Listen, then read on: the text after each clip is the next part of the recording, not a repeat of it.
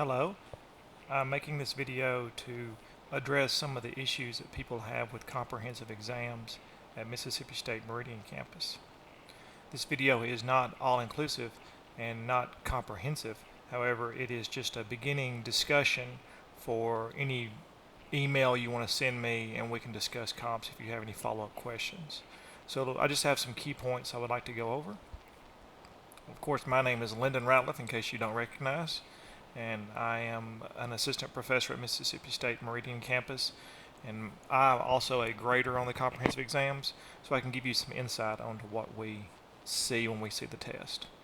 What are the comps is one of the first questions that we'll discuss.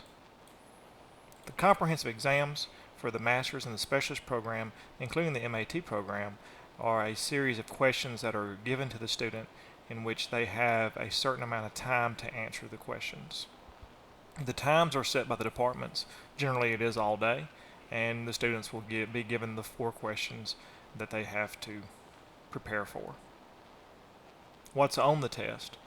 If you look at the Mississippi State website, you will see that the Master and Specialist Comprehensive examinations are given on certain dates, and you have until a certain date to sign up for them. These can always be found in your emails. You'll get routine emails during the year about when you should sign up for comps. Students are reminded that they also must be enrolled in a class in order to take the comprehensive exams. So therefore, if you're done with your courses and you still haven't taken the comps, then you'll need to take a 1-hour comp study.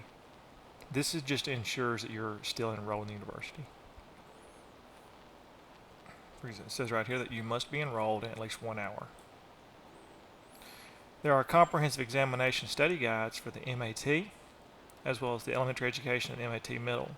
There is not a comprehensive study guide for the Master's in Science and Education or the Specialist program.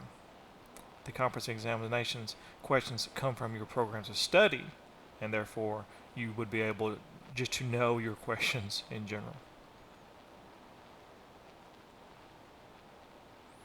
So if you're lucky enough to get a study guide, then you'll have certain questions such as that.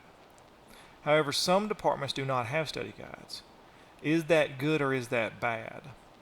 I would actually side on the fact that a lack of a study guide is good, because then your advisor can create questions that they know that you're able to address. For example, I'll just give you an example. If I have a student who took research maybe 4 years ago at another university and transferred that course in, and we get to the comprehensive examinations and we realize that we need to have a research question, I'm going to look at that program of study and see, well, that was a 4 year ago.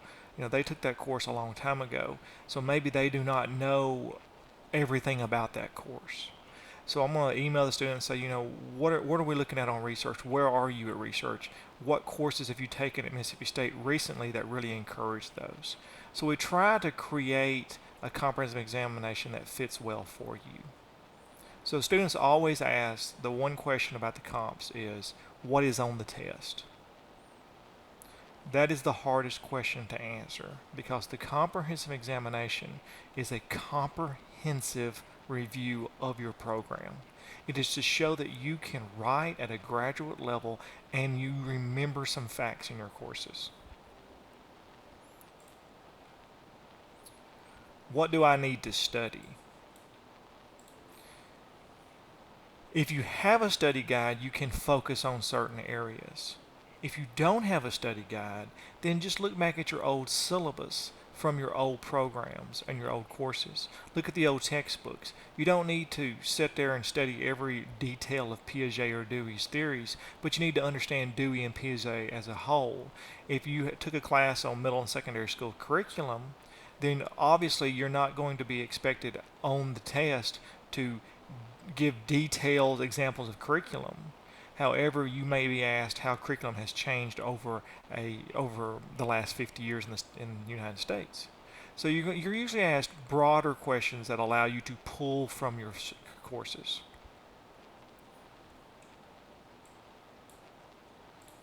What should I expect on the day of the test? On the day of the test, it is a very sophisticated approach to testing. We will give you a computer where you can type and you can type up your answers. I would really advise the students to spend some time on each question and definitely try to get as much facts into it. What should I write? You should write to the best of your abilities and bring in any kind of outside source in your head. Now that doesn't mean you have to have perfectly APA cited sources just flowing out of your head, but what you definitely want to do is you want to have some sources that if someone says, if I get a question about research, then I'm going to understand, I'm going to have some sources for qualitative and quantitative. I'm going to have some sources for correlational research. If I receive a question on curriculum, I'm going to understand No Child Left Behind and maybe some names on there. So you want to have your head full of facts. That's the best way I can describe it. As you're typing your comprehensive exams, it's up to you how you want to do it and how you want to write it. What happens after I complete the test is a question that many students do not ask because the goal is just to complete the test. But once your tests are done, they are coded by an administrative assistant so that your name is not on the test. This allows a blind review. Professors are then chosen by your major professor to grade it. It is graded by 2 professors. So let's examine the rubric and let's see what the professor looks at. You want to show an in-depth knowledge of the subject matter and effectively presents examples from the discipline that indicates best practice.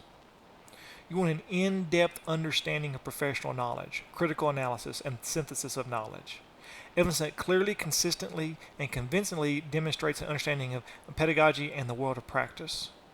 And grammar needs to be clear, sharp, and the use of standard English should be applied. The professor will then, they read your paper, they read each question, and they'll grade each question individually and independently.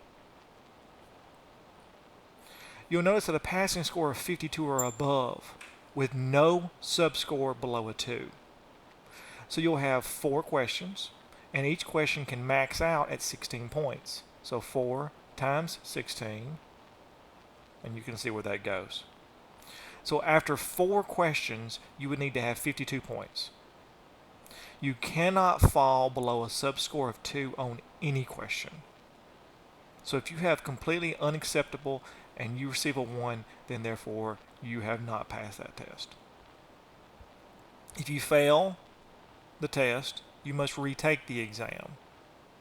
You'll have to retake the exam in the next semester, or you may retake it later on by continuing making sure you're continuously enrolled. What that would mean is, for example, if you're in your last class and you take the comprehensive exams in the fall and you do not pass the comprehensive exams, you can then not take it in the spring, and just take the many people do that. However, that's just going to become more expensive and everything else. So you definitely want to get your comps done in your lab because you're about to graduate. The comprehensive examinations are a test to see if you at the graduate level can write in a controlled environment and produce knowledge from within yourself. At this point, we should now begin a discussion. And that's what this video is for. This video is not to just shut the door on comps and say good luck on comps. We should now begin a discussion. If you have any questions about any of these areas, how should you write? What should you study for? That's the hardest question to answer. And can you narrow some stuff down? Then definitely send me an email and we'll get the ball rolling. Please don't let this video be the end of the comps preparation for you. Let this begin the beginning of an open discussion. Thank you for listening, and the comprehensive examinations will be, make sure you check your email on when the comprehensive examinations will be. You'll have to sign up and everything else. That's up to the student to do that.